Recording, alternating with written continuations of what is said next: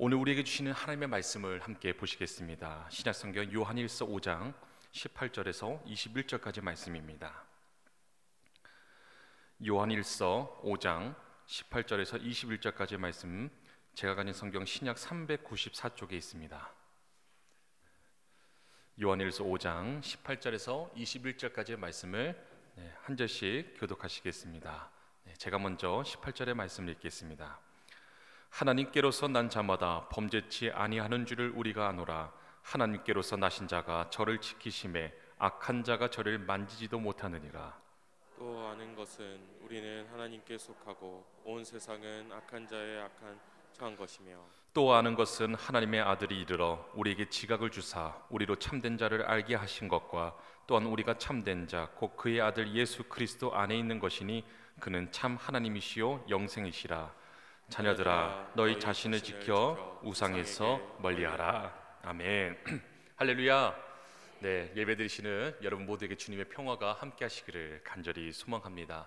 날씨가 제법 많이 쌀쌀해졌습니다. 한파주의보도 있는데 아무쪼록 우리 성도님들 건강 잘 지키시며 또 우리가 또 주신 좋은 계절에 또 하나님을 예배하며 하나님을 찬양하며 그 마음 가운데 기쁨과 평안이 늘 가득하시기를 간절히 소망하겠습니다. 오늘 설교 제목을 당신에게 주는 선물입니다, 이렇게 정해봤습니다. 우리 성도님들께 이런 질문 드리면 지금 가장 받고 싶은 선물을 무엇인지를 제가 질문한다면 어떤 것이 있을까요? 아마 한 가지씩을 아마 생각을 하실 것 같은데 요즘 사람들이란 표현은 좀 그런데 특정히 말해서 MZ 세대라고 하죠. MZ 세대. MZ 세대들은 어떤 자기에 대한 어떤 주장, 자기의 의견들을 적극적으로 이제 표현하는 세대들입니다. 그래서 어떤 기념일이라든지 어떤 생일이라든지 이런 날에 받고 싶은 선물이 있으면 제가 솔직히 표현을 해요. 나 이거 받고 싶다, 이렇게 표현을 하고 있습니다.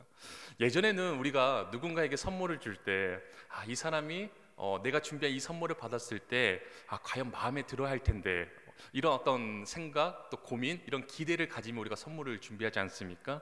근데 요즘에는 안 그렇습니다. 요즘에는 어떻게 해요? MZ세대들은 나 이거 받고 싶어, 이거 준비해줘, 이렇게 솔직하게 얘기를 하는 시대입니다. 저도 MZ세대이거든요. 80년대생인데 저도 MZ세대인데 아직은 이런 표현들이 좀 서툽니다, 저에게도요. 근데 저랑 같이 살고 있는 저희 아내는 좀 달라요. 저랑 동갑이기도 하고 같은 MZ시대이긴 한데 적극적으로 저에게 표현을 합니다. 나 곧 생일이니까 이거 갖고 싶어. 그럼 저는 좋아요. 왜냐, 선물을 준비할 그 고민도 없이 그렇게 준비해서 정성껏 준비해서 드리면 되니까. 그래서 좀 그런 표현들이 저에게는 참 어떻게 보면 좀 좋은 것 같다라는 생각을 해보게 됩니다. 어쨌든 누군가에게 어떤 선물을 주고 받는 거 굉장히 기분 좋은 일이에요. 우리 믿음의 성도들에게 가장 귀한 선물은 바로 주님이신 줄로 믿으십니까? 오늘 설교 제목이 당신에게 주는 선물입니다, 이 제목이에요. 아마 설교의 마무리될 때쯤 이 제목이 여러분들에게 좀 이해가 되시기를 또 간절히 소망합니다. 주님이 우리에게 귀한 선물 같은 분이세요. 오늘 본문을 쓴 사도 요한이 요한일서의 말씀을 이제 전하고자 하는 가장 중요한 메시지가 바로 이거입니다. 주님은 지금도 살아계시고 우리와 만나 주시고 우리와 깊은 사귐과 교제를 원하시는 분이시다. 그러한 주님께서 우리에게 선물로 찾아오신 것입니다. 주님과의 만남을 통해서 그분과 동행하면서 늘 교제와 그 사귐이 계속되어지게 되면 세상에서 경험하지 못한 새롭고도 그 놀라운 기쁨으로 충만해진다, 이렇게 성경은 기록하고 있습니다. 우리 요한일서 1장 4절의 말씀을 같이 한번 읽어보겠습니다. 우리 함께 읽겠습니다. 우리가 이것을 쓰면 우리의 기쁨이 충만케 하려 함이로라. 아멘. 자, 사도 요한의 고백이에요. 여러분, 주님이 내 안에 계시지 않는 삶, 재미는 있을지 모르겠지만 참된 의미에서 기쁨은 없어요. 편안함 있을지 모르겠지만 평안함은 없습니다. 많은 사람들이 세상에서 이런 기쁨과 평안, 행복을 찾지만 얻으려고 해도 얻지를 못해요. 왜 그렇습니까? 세상에는 영생이 없기 때문에 그렇습니다. 우리에게 참된 기쁨, 평안, 그 행복을 주는 것은 오직 우리에게 영생을 허락하신 예수 그리스도, 그분과의 어떤 교제와 사귐 가운데 주어지는 것입니다. 그래서 우리가 예수님을 알고 그분과 동행하면서 교제를 나누게 되면 우리 삶 가운데 특별히 두 가지 특징이 나타나요. 저는 그 두 가지 특징이 우리에게 주는 선물과 같다라고 믿습니다. 그 첫 번째 선물이 무엇이냐? 바로 거룩한 삶, 사랑하는 삶을 살게 된다는 것입니다. 주님과의 교제와 만남이 깊어지면 깊어질수록 죄를 이길 수 있다라는 그 마음의 그 어떤 능력, 소원을 믿음을 통해서 우리가 얻을 수가 있게 된다는 말씀입니다. 여러분, 신앙생활이 내 힘으로만 되는 게 아님을 우리는 너무나도 잘 알고 있지 않습니까? 믿음을 통해서 결국 뭐예요? 죄를 이길 수 있는 그 능력을 우리가 얻게 된다라는 말씀이에요. 또한 주님과의 교제와 만남이 깊어지면 깊어질수록 이웃을 아프게 하거나 나의 형제 자매 그것을 다치게 하고 상처 주는 것이 곧 뭐예요? 하나님의 마음을 아프게 하는 것이고, 또 사랑하는 것이 곧 하나님을 기쁘시게 해드린다는 것을 깨닫기 때문에 우리는 사랑하는 삶을 살게 된다는 것입니다. 요한일서 3장 10절의 말씀에 이렇게 기록이 되고 있습니다. 우리 같이 한번 말씀을 읽겠습니다. 함께 읽겠습니다. 이러므로 하나님의 자녀들과 만유의 자녀들이 나타나나니 무릇 의를 행치 아니하는 자나 또는 그 형제를 사랑치 아니하는 자는 하나님께 속하지 아니하리라 하고 통곡하며. 자, 내가 정말로 하나님께 속한 사람인지, 내 신앙생활 가운데 하나님과의 그 만남 깊은 어떤 사귐과 교제가 있는지를 늘 돌아보고 깨닫는 삶이 필요하다라는 말씀이에요. 사도 요한이 요한일서 1장에서 마지막 5장까지 계속해서 안타까워했던 부분이 무엇이냐? 아직도 믿는 자들 중에, 그리스도인들 중에 죄에 빠진 사람들이 너무도 많다라는 것입니다. 죄악에 속한 그리스도인들, 믿음의 성도들이 너무도 많다라는 거죠. 여러분, 우리가 정말로 예수 그리스도를 믿으면 죄를 안 짓고 살아갈 수가 있을까요? 오늘을 살아가는 그리스도인들 가운데 대부분 어렵지 않겠느냐, 이런 반응이 대부분이겠죠. 근데 성경에서 사도 요한은 예수를 믿으면 하나님께 속한 자들은 범죄하지 아니한다라고 분명하게 선포하고 있습니다. 요한일서 오늘 본문 5장 18절의 말씀을 같이 한번 읽겠습니다. 5장 18절의 말씀 같이 읽겠습니다. 하나님께로서 난 자마다 범죄치 아니하는 줄을 우리가 아노라. 하나님께로서 나신 자가 저를 지키심에 악한 자가 저를 만지지도 못하느니라. 아멘. 자, 악한 자가 만지지도 못한다라고 성경 기록하고 있습니다.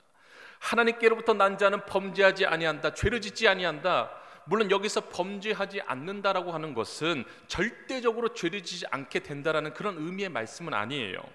사도 요한이 그에 앞서 1장 8절에 뭐라고 말하고 있냐? 만일 우리가 죄가 없다 하면 스스로 속이고 또 진리가 우리 속에 있지 아니한다라고 말씀을 합니다. 내가 죄가 없다, 나는 죄를 짓지 않아라고 말하는 것은요, 스스로를 속이는 것이기 때문에, 그래서 하나님께로부터 난 자는 누구든지 죄를 짓지 않는다라는 그런 의미는 절대적으로 죄를 짓는 것이 아니라, 죄를 짓지 않아도 나는 살아갈 수가 있어, 의롭게 살아갈 수가 있어, 이런 의미의 말씀이다라는 것입니다. 우리에게는 죄를 짓지 않을 수 있는 특권이 있고요, 또 의롭게 살아갈 수 있는 귀한 축복이 있다라는 사실이에요. 근데 어떤 분들은 뭐예요? 뭐 죄를 짓지 않는 것이 뭐 그리 특권이고 축복입니까? 이렇게 생각할지도 모르겠는데요, 여러분, 우리가 의롭게 살아갈 수가 있다라는 것 그 자체가 엄청난 특권이에요. 엄청난 축복입니다. 왜냐하면 세상에 속한 많은 사람들은 아직도 죄의 노예가 되어서 그 고난과 고통을 받으면서도 좀처럼 거기에서 벗어날 수 있는 그런 길이 없다는 거예요. 죄악 가운데 계속해서 사로잡히게 된다는 것입니다. 죄를 끊고 죄악 가운데 더 이상 살기 원하지 않는 그런 마음을 가지고 있지만, 그 죄악의 사슬을 끊어낼 수 있는 그 능력도 없이 죄의 노예가 되어서 살아가는 사람들이 이 세상 가운데 너무도 많기 때문에 그렇다는 것입니다. 요즘 우리 사회에 전반적으로 나타나는 어떤 그런 많은 현상들, 또 여러 가지 문제들 앞에 대응하는 방식이 크게 두 가지로 대비되는 그런 양상을 띠고 있다고 생각을 해요. 바로 사랑과 혐오입니다.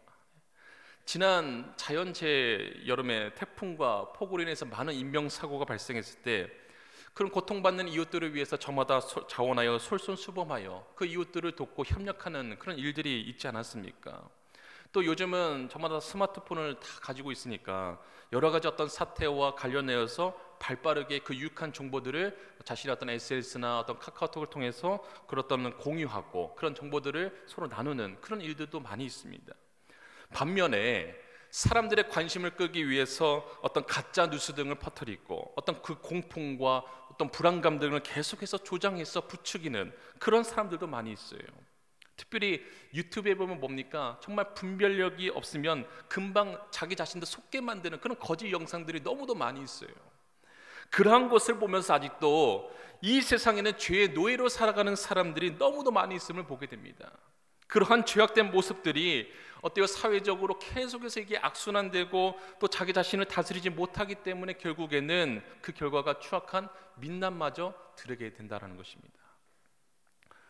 예전에 제가 다큐 방송을 보다가 어느 음주운전자에 의해서 청소년 학생이 크게 뇌를 다쳐서 초등학교 어떤 저학년 수준의 상태, 심지어 자신의 이름도 못 외울 정도로 지금까지도 힘겹게 병상에서 살아가는 그런 어떤 방송을 제가 보게 되었어요.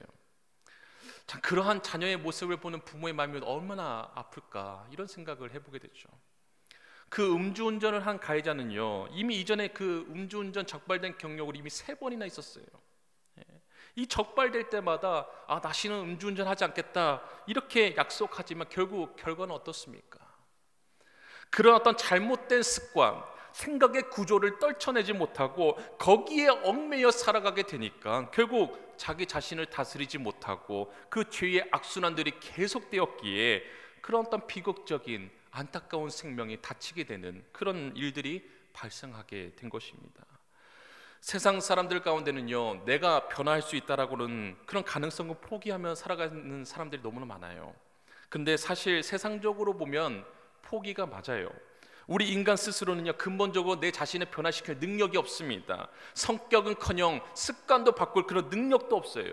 그러나 예수 그리스도께서 우리 안에 들어오시면요, 성령께서 함께 하시면 그때부터는 이야기가 달라진다는 것입니다.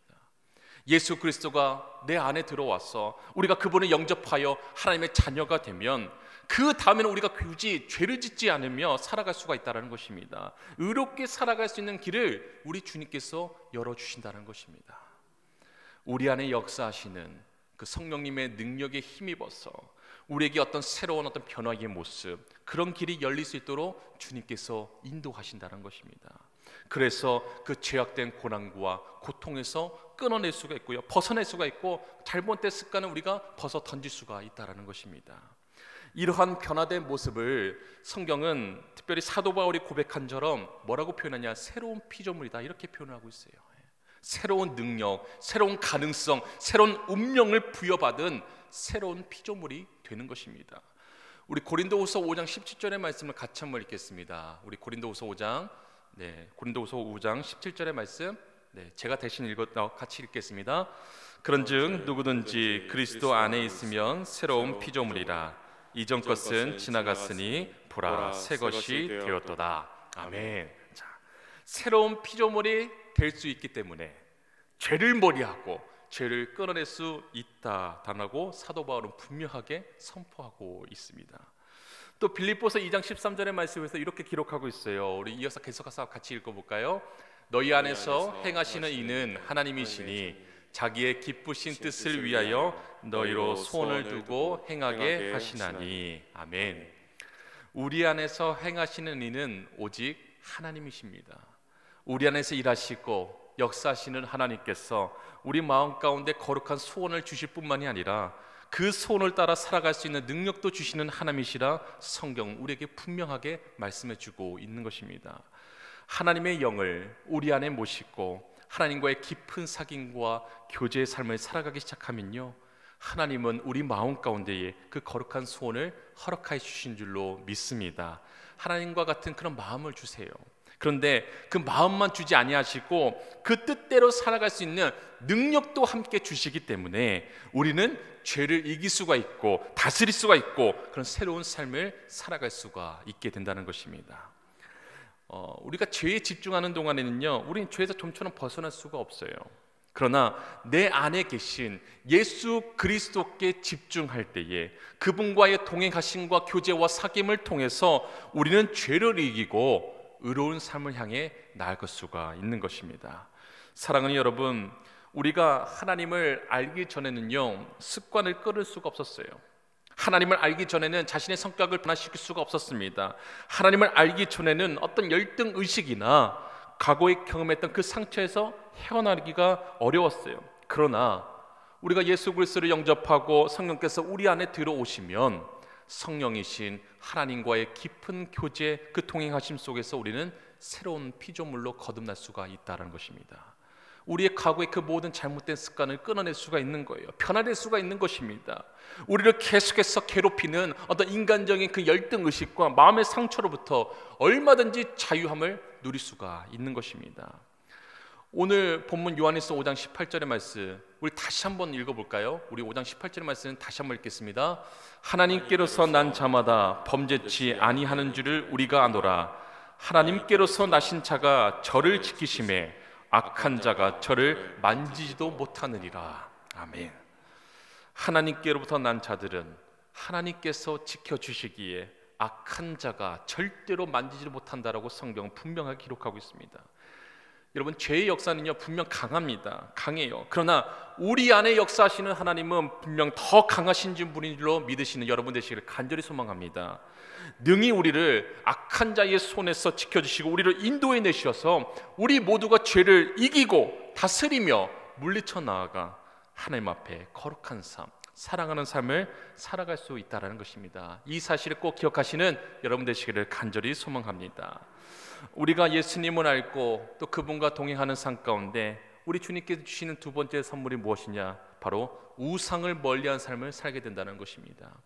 오늘 요한일서 5장 20절부터 마지막 21절 말씀, 이 두 구절의 말씀을 같이 한번 읽겠습니다. 함께 읽겠습니다. 아는 것은 하나님의 아들이 이르러 우리에게 지각을 주사 우리로 참된 자를 알게 하신 것과 또한 우리가 참된 자 곧 그의 아들 예수 그리스도 안에 있는 것이니 그는 참 하나님이시요 영생이시라. 자녀들아 너희 자신을 지켜 우상에서 멀리하라. 아멘. 사도 요한이 이제 100세가 가까이 되어 곧 죽음을 앞두고 있을 때 그가 요한일서 이 마지막 장 마지막 구절에서 당부하고 있는 이 권면의 말이 무엇입니까? 자신을 지켜 우상을 멀리하라는 것입니다. 여러분, 사도 요한이 왜 이런 이야기를 했을까요?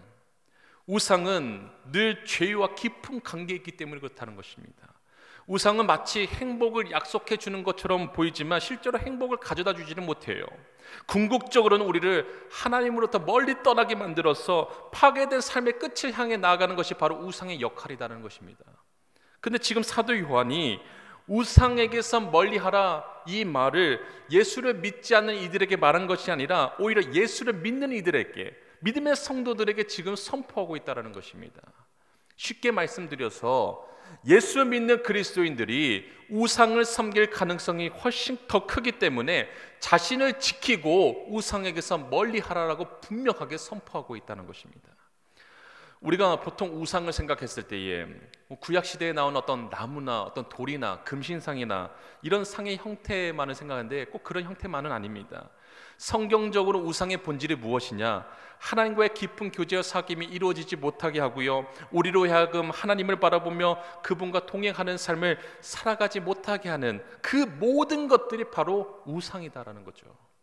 한마디로 뭡니까? 내가 하나님보다 더 사랑하는 그 모든 것이 바로 우상이다라는 거예요.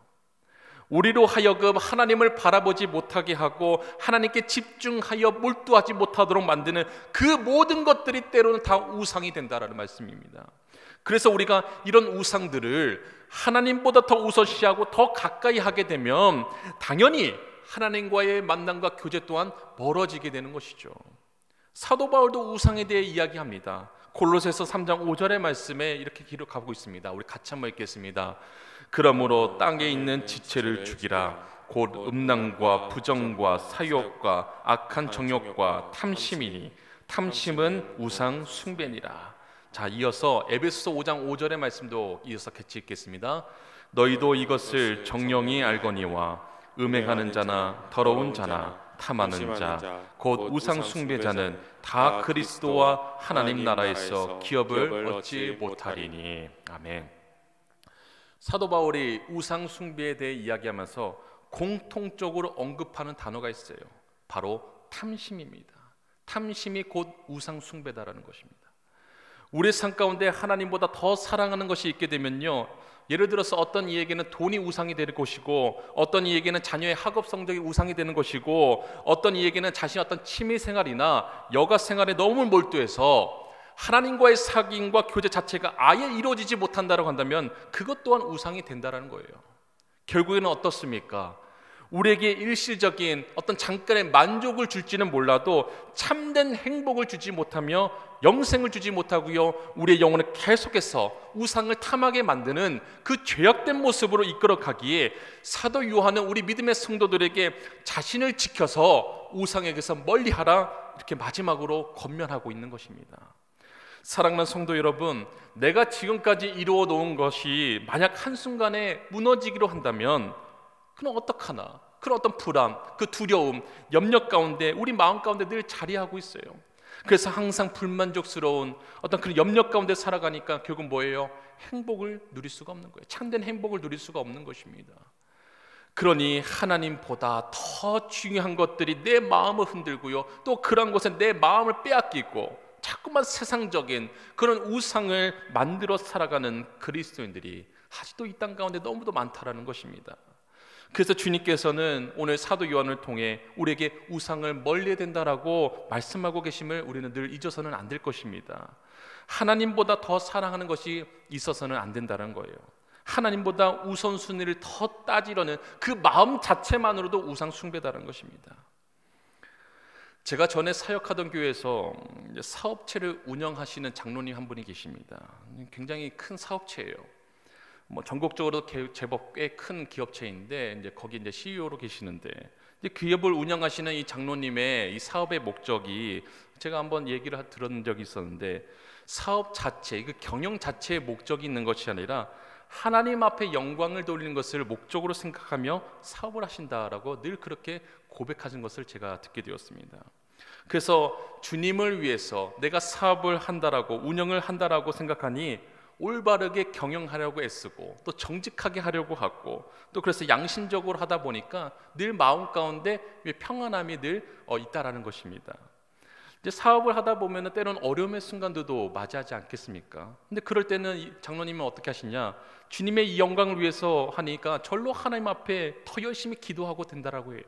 주님 전에 나와서 무릎 꿇고 기도할 때 또 믿음을 가지며 기도하니까 하나님께서 정말로 생각지도 못한 그런 은혜의 역사로 인도하신다는 그런 이야기를 제가 듣게 되었습니다. 제가 장로님과 함께 신앙생활을 하면서 때로는 그 사업체에 가서 이제 직원 예배를 제가 인도하며 또 직원들의 그 간증을 제가 듣게 되었는데요, 이 돈을 벌려는 목적을 가지고 사업을 하는 것이 아니라 하나님의 영광됨을 위해서 자신을 도구로 생각하면서 일을 하니까 그 함께 일하는 어떤 직원뿐만 아니라 관계 맺는 어떤 거래처나 또 하청업체나 물건을 구매하는 그 소비자들을 돈으로 보지 않고 섬겨야 될 사람들로 생각하면서 실제로 그렇게 선한 일을 하니까 그 사업체를 하나님께서 기쁘게 받으신다라고 이 장로님 그렇게 늘 고백하고 계세요. 이 돈을 벌려고 사업하는 것이 목적이 아니다 보니까, 그래서 경영하는 그 사업들을 이제 좀 확대를 해서 많은 사람들을 고용하고 또 그 사람들에게 생계를 마련해 줄 수 있는 그 기회를 주고 또 경제적인 도움까지도 주는 것이 목적이 되다 보니까 이 기업이 성장하면 성장할수록 더 많은 사람들에게 그러한 이익까지 나누는 그런 역할을 감당하게 될 수 있다는 것이죠. 그래서 어떻게 보면 일종의 어떤 사업 경영이 아니라 하나님 앞에서 사역이 되고 있는 것이죠. 하나님의 영광을 위해 많은 사람들과 함께하는 사역이 되는 것입니다.